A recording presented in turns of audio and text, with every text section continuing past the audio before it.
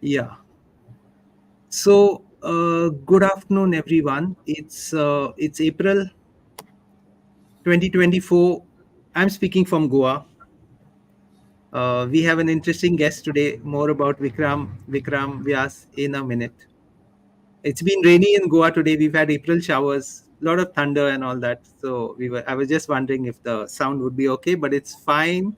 And now on to the subject. So Vikram Vyas is my old friend of about 20 years. I feel like a Rip Van Winkle here. And Vikram and me are talking technology today. So I'll leave Vikram to do all the talking and I'll keep quiet. Vikram is behind this project called SimTanka. SimTanka. Sim standing for simulated, I guess, and Tanka for a tank. Vikram, over to you. Over to you. Thanks, Frederick. It's very nice to um, see you. And since last time we communicated, the technology has improved so much that we can, actually have this kind of live meeting.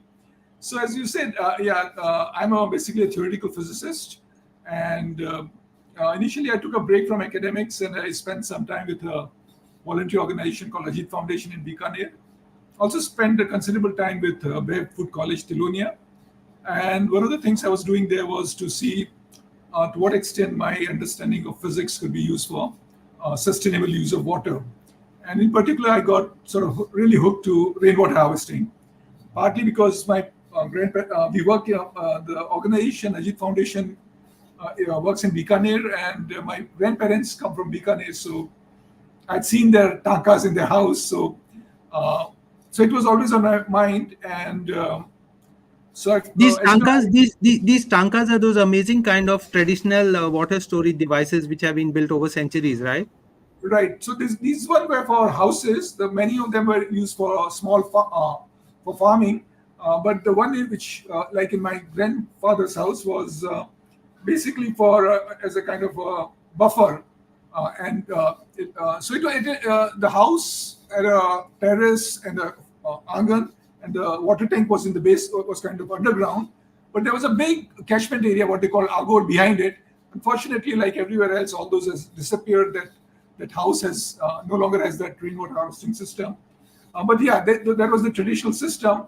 And one of the reason I really got into this, was that I was wondering why people are why people are leaving rainwater harvesting.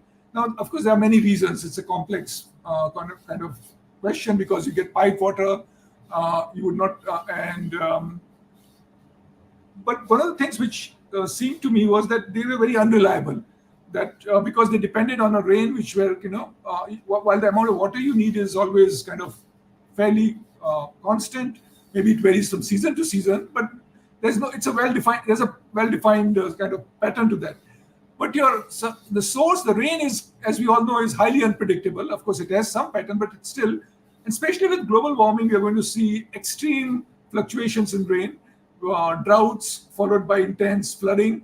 So I wanted to understand that how can we make these systems reliable, and in a manner so that hopefully they can be integrated with other sources, maybe with pipe water, that together they can meet the needs.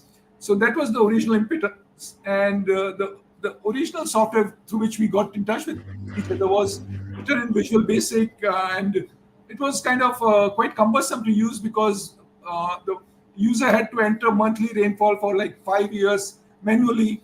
And so But Professor, before we get into the deep end of the pool, right, literally and metaphorically, what yeah, struck me about your work was that you were actually, using technology in a very applied sense for very real purposes, and in a way that really surprised me, because you were taking free and open source and using it to create solutions which can can help people's lives. But to get an overview of it first, yeah. how exactly is your product has your product been making a difference? See, the original product, the one through which we got to know each other, the SimTanka, which ran on Windows 98, it had a surprising impact, which was kind of unanticipated. When I did it, it was my motivation was to, I was focusing on Rajasthan, but one of the great things about free and open source is that I just somehow I just spread the word that basically I can send you the source file, you can compile. It was Visual Basic, everyone could do it. I mean, anyone who had Windows could do it. So what happened was that one of the great things is that about as you know about open sources, it allows people to adopt technology more easily without hindrance. And in this case, many people either physically asked me to send them a floppy with the SimTanka software, or I would send them a link from a place where they could download the source and then make their own app using Visual Basic. In this manner, people started using in the parts of the world which I had not anticipated. Sri Lanka, Crete. I think I got a email from some German NGOs working in Africa. I've forgotten. And then over the years, it started appearing in a lot of textbooks on rainwater harvesting, that if you want to find an appropriate tank size, then one of the ways is the SimTanka developed by this guy in Ajit Foundation. I was working with Ajit Foundation there. So it seemed to me that, and as you know, the Windows became obsolete and I went back to academics, but I would not, I mean, at least every year I would get 2 or 3 emails saying that, can you send me a copy of SimTanka? And I would say that, sorry, it has become obsolete. It doesn't work any longer because, but it was on the back of my mind. And so I felt that it could make an impact. It seemed to have made some impact. I know of some people who are very involved in rainwater harvesting. In Bangalore, they used it for designing rainwater harvesting systems in schools in villages. So I know of people who have said that they have used it. So from all that, I guess that it probably was worth pursuing further. And I thought it had made, I would say it has made a huge impact, but I would say it has made it will facilitate if someone wants to use it. But it's a fascinating idea. It's a fascinating idea that technology can actually help real life solutions. And it's something that, a country like India needs much more of, in that sense. Yeah. And what I was interested in, the idea of simulation, which, as you know, is very common in physics and engineering and applied sciences, is like, for example, if I'm building an aircraft, I don't want to build a real aircraft and then find out whether it's going to work or not. You just make a computer model and check it. So this is kind of thing I wanted to bring it to everyone, so that if, let's say I'm living in, I don't know, Goa, let's hope you don't have, but let's say in Bikaner, we have Ajit Foundation, and there's a roof of 1,000 square feet. And then I'm saying that, is it worthwhile for me to do rainwater harvesting? Then before actually I build it, I can figure out, I can see that if I make up this thing, then I'll need this kind of tank size and this much water I'll be able to get reliably with say 90% reliability. So that allows me to make an informed choice. And I think that I feel is very important in facing the water situation that we are going to face, that we'll have to conserve water. There's no way out. Even places, you would know in Goa, I don't know about Goa, but I know a little bit about Kurg because I often go and visit Kurg.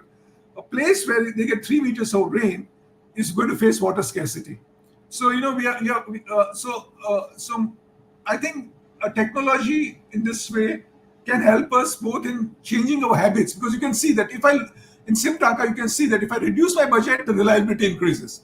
If I ask for I want a huge amount of water every day, you'll say, no, it's unreliable. You'll never be able to meet with rainwater. So I think this is one of the ways it can, as you said, technology, I think as you know, it's not the complete solution to the problem, but it can give you an important tool in solving the problem. Technologically speaking, what are the parts of the puzzle? How does it work? Just to give an idea to those who are techies and maybe want some details here. Yeah, sure. If you go to my website, there's a paper which actually gives the mathematical model and how it is implemented. So you can download the paper and read it. But the idea is very simple, actually. So the problem is the following, that, if I had a way to predict how much it was going to rain tomorrow or day after tomorrow, then we would be able to predict that, okay, if you're going to make this kind of rainwater harvesting system, okay, this is what's going to happen. But since we don't have that kind of knowledge, and it's very unlikely we'll ever have it because of weather we know is a chaotic system. So I tried many things, but the thing which I found, the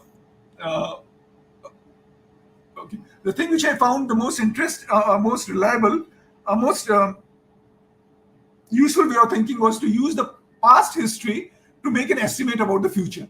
So what this thing does is a very simple thing. Since the technology has improved and there was a possibility of getting a daily rainfall record for any location pretty much in the world now, sometimes by extrapolating, but fairly reliable. So what this model does it's just simple balancing. It's called a water balance. It says that okay, on this day, let's say 5 years back, it's 2024, so 5 years back in 21, 19, on 20th April, how much did it rain in wherever you're making your system? Then it will say that okay, and how much water did I need that day, and how much water was already there in my tank, and then it will check that there was this much water there, it rained this much, I took out this much. Was the tank dry or not dry? If tank goes dry, that means it couldn't meet the demand. So it does it for all the past 5 years. So it is trying to see that if I had actually built a tank 2000 in 5 years back and then used it for 5 years, how would it have performed? And that gives us a kind of odds. So it can only estimate. It gives an odd. It gives you an odd that okay, from what we know from the past 5 years, these are the odds that with this kind of system, you'll be able to meet your demand with this kind of reliability. So that's amazing. That's amazing. That's amazing. This is your website, Doctor. Yeah. So if you go up, so if you see there's a SimTanka, the mathematical model. Yeah. If you click on that, then it will take you to the paper. Yeah. Okay. Amazing. Yeah. Or maybe it goes to the news. It goes to a new page. When the paper will come and you can go through the paper. And if you go to SimTanka iOS app, then it describes the app. And also there's a link to the GitHub where you can look at the source code. Okay. Can you tell us something about the situation of traditional water harvesting in your part of India where rain is scarce and now global warming and things like that? But in the past there have been solutions which are pretty innovative, and the tankas, and we've heard so much about them in the world of traditional sciences. A little bit about that, please. Yeah, I'm not an expert in that. I mean, so but what little I know from just talking to people who know, and as I said, by seeing things in my own immediate kind of environment in Bikaner. So tankas played a kind of a backup role as far as my understanding goes in a city like Bikaner. The main source of water were the wells and talabs. There were big talabs, and which I would presume were recharging the wells. And one must recognize that it was a quite a tough life. So I don't want to glorify that. That is just by using traditional system. Like my grandmother and my aunts and all, they always talk about how frugal they had to be with water. Now, which is good, but it was also it was an extremely challenging way. So of course, in a sense, a culture and a civilization thrived in that arid area, mainly by using this rainwater, harvesting rainwater in one way or other, because there's no other source. There are no perennial rivers there. So either you harvest using the water which was harvested hundreds of years back and is in aquifer, or you're using the water which was harvested few months back and is in talab or in your tanka. So somehow you're always depending on rain there. And they had, of course, developed a great intuition about this thing. So in a way, there were many of Gandhians. They were not very happy when I started using this, because they said, "Why do you want to use technology?"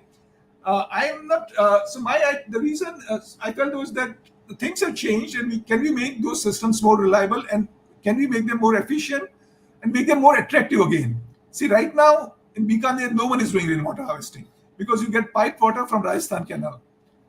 Now, due to global warming, I don't know what's going to happen 50 years down the road, with the glacier melting in Himalayas and all sorts of things. So I think it's only prudent that we go back, we try and integrate those traditions. But more, as you see in Bangalore, for example, and Chennai, where the need for rainwater harvesting has been recognized, and in every house has to have a rainwater harvesting system.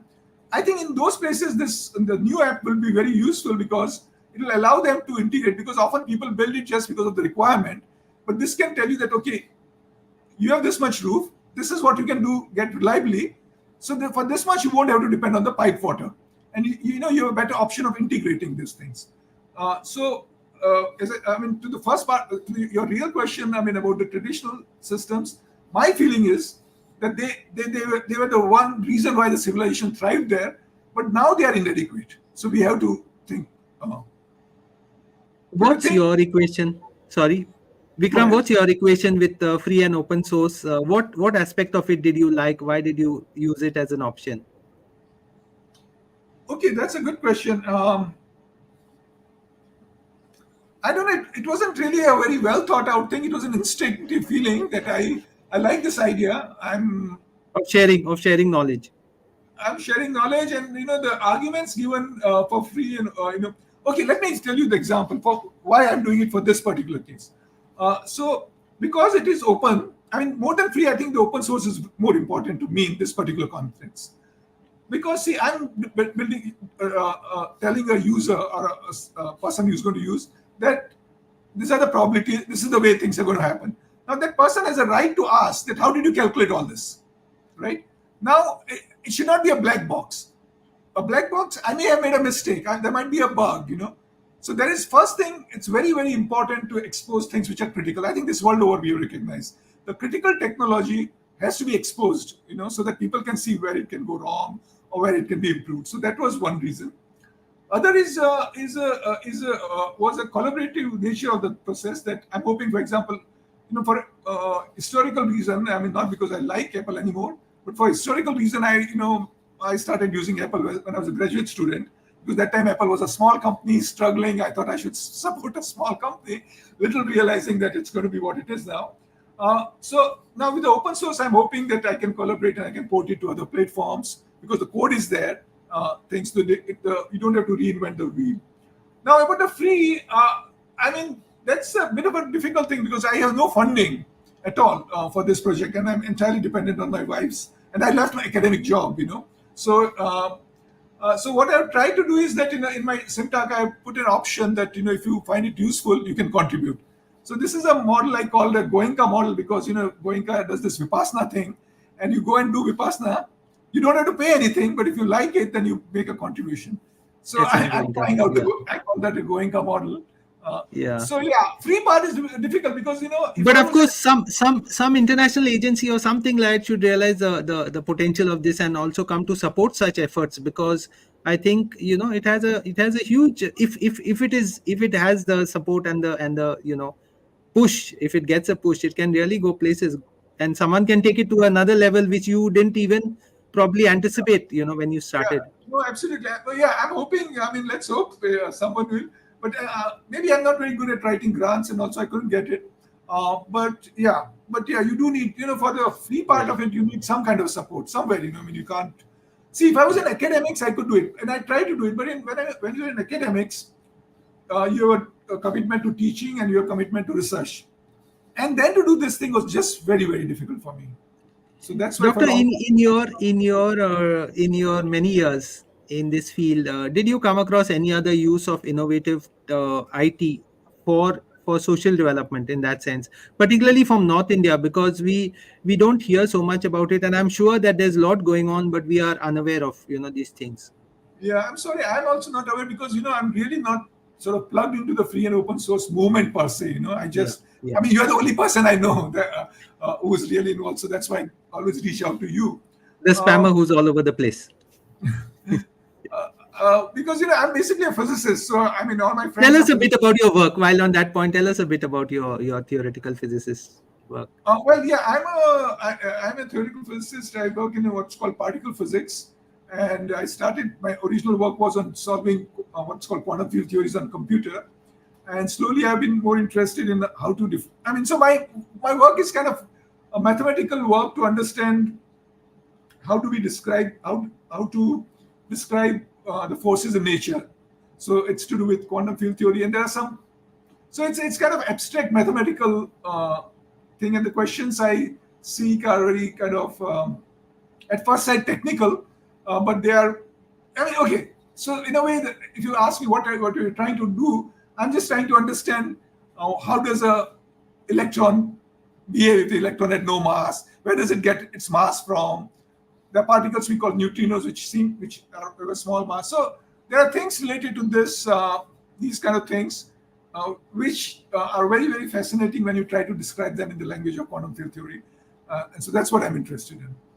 And last question: how do people connect with your work or your site, or you personally, some contacts or websites or whatever? Well, they can write to me, email me. There's a vikram@simtanka.org. That's the best way to Yeah. think, and I'll try and reply. And and they can download the app if they have iPhone, or if they can download the source code if they wish to. And I must confess that since I'm not really I'm not a good programmer at all. I'm a hacker. I had a problem to solve. I just solved it. I didn't do it in an efficient and elegant manner. So someone who is good at doing all this thing will be very shocked at the way I've written code. There are no comments, very hard to read, etc. But they can get back to me and I'll try and explain what I did there. SimTanka.org is your website. SimTanka.org. Yes. And in case of someone wanting to contact you, you said your email is vikram@simtanka.org. ORG, yeah. In terms of as of now, it's available on the Apple platform, and it should soon be available on Android also. I just started teaching myself how to code it. Just yesterday was my first foray into that. I don't know when I'll be able to do it, but I hope I'll find people who are expert in this, and hopefully it should not be that difficult. Because now I know it works. I know how to do it. It's now a question of translating to another language. It's not easy, but sorry, friend. Carry on. No, I'm just saying that it should not be that difficult now that I know it can be done for one language and one platform. So porting it should not be. The conceptual problems have been solved. Only the technical problems of going from one platform, one APIs to one, all those things have to be done. Yeah. It's a doable thing. Thank you. Thanks a ton, doctor. That's so interesting, and keep up the good work. I've always been a great fan of your work. It was so mind-blowing to realize how, this abstract thing called technology and code could make such a difference in the lives of common people. And I appreciate the motivations that you have of sharing your knowledge, creating it, putting it out there, making it accessible to everyone, responding to every email you get. I always know that you will send me back a reply. Keep up the good work. I will definitely, spam everyone with this video, because I think it's such a good job and people should be inspired by such work. Yeah. Thank you Thanks, so friend. much. Yeah. No, you have. We'll be in touch. Okay. Thanks. Yeah. Thanks Bye. a lot. Bye. Bye.